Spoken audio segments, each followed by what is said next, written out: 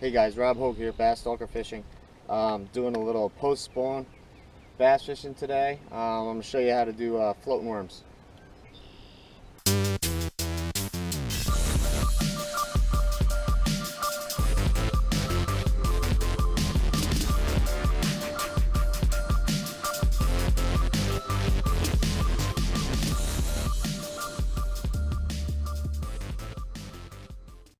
Alright guys, nice little small one.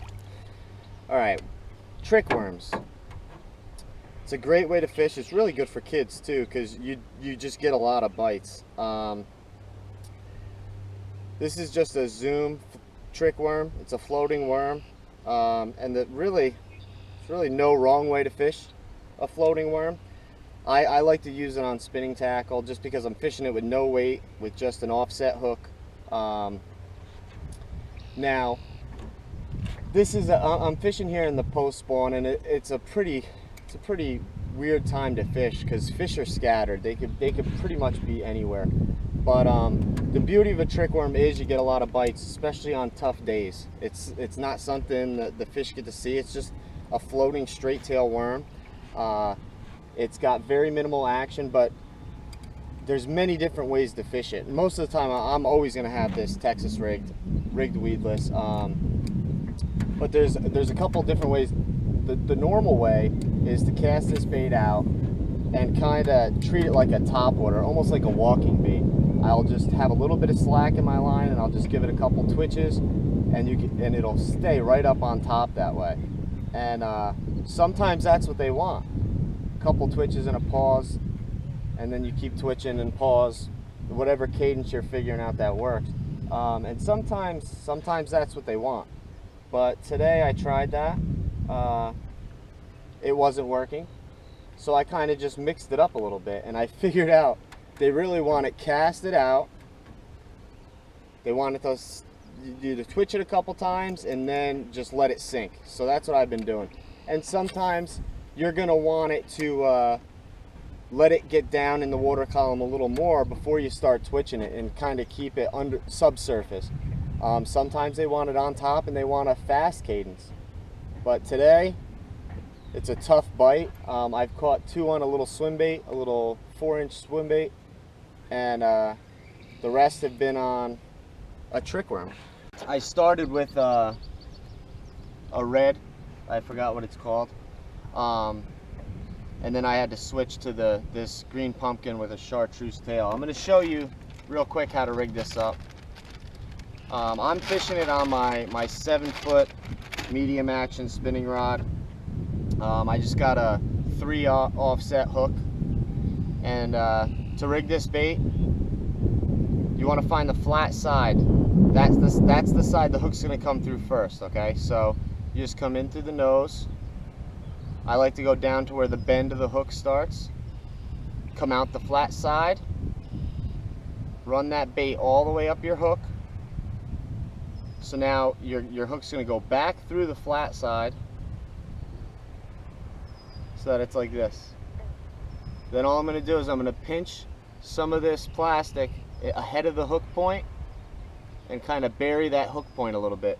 Still trying to keep my worm relatively straight.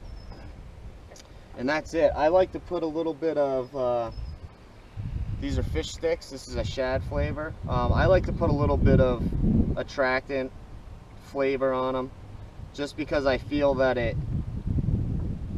it'll get the fish to hold on to the bait a little bit longer, because sometimes it's very hard to detect a bite on these baits. Sometimes they just suck it up and sit there. Sometimes they'll suck it up and swim away. But I think that that little bit of that flavor, that attractant, will just get them to hold on to it a little bit longer and give you a little bit more time to detect a fish and set the hook. But spinning rod's a must. Medium action, 7-foot medium. Pretty easy to fish. I like to fish all my spinning tackle on braid, and as you can see, I have like a 3 or 4 foot fluorocarbon leader on there. But this has been working today, so we'll run with this and see if we can catch a couple more. It's a pretty easy thing to fish. I mean, I'm just gonna let it let it sink and see if there's a bite. He didn't hit it though, he didn't take it in. As you see, I was holding my line. They're biting it really soft, and I don't want to give him a chance to spit that bait. I'm just fishing to the edge of the lily pads. Water temperature is up to 79 degrees. The spawn came and went pretty quick here. So I'll just cast it out, twitch it a couple times.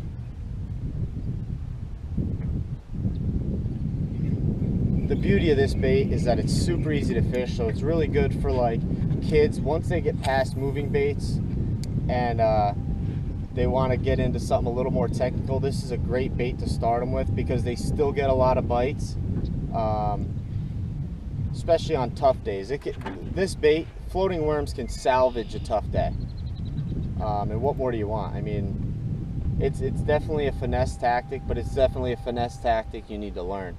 Something that they don't see very often, and I've caught 6 off it today, or else I'd be having a pretty crappy day, really. But it's good. It's not something I really enjoy. I like winding. I just like winding baits. I like moving baits. I like fishing frogs, but I'm not going to sit here and keep throwing baits that aren't catching fish.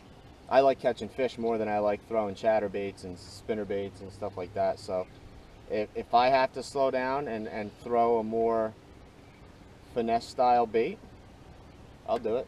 If it's going to catch me fish, I'll gladly do it. And I'm just fishing the edge of these lily pads, and what I'm looking for is any kind of irregularity. I'm not going to fish just a flat edge of the lily pads. I'm looking for the points of the lily pads, the little pockets of the lily pads, anything irregular. That's really what I'm looking for. But I'm starting to see a little bit more activity today, so on the surface in the afternoon. So hopefully this will get going and we can maybe start throwing a winding bait. There's one. Little one. But a little fish is better than no fish at all. So I'll gladly take little ones if it's between that and not catching anything. I might go, after I mess with this for a little bit, I might go in search of big fish, see if I can get a big one to bite. But if it's a tough day and you just want to catch some fish, definitely give the Zoom trick worm a shot. It's super easy to fish. You get bites. Big ones will bite it, little ones will bite it. Don't think it won't catch big fish. It'll catch big fish, especially in when we get well into the summer. When the lakes get pressured and they've seen about 150 spinner baits and 150 jigs, these tactics really will put big fish in the boat.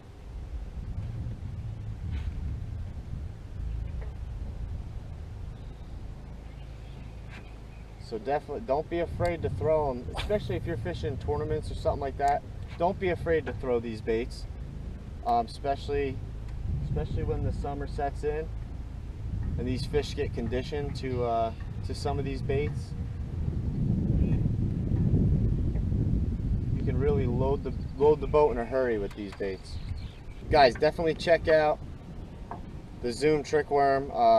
Like I said, especially on those tough days, ponds, dead of summer when fish get conditioned, it's a really great bait that puts a lot of fish in the boat. You'll get a lot of bites on it. That's it. If you guys have any questions, leave them in the comments section. Thank you to all my subscribers, and if you haven't subscribed, please do so, and we'll talk to you again soon. Thanks.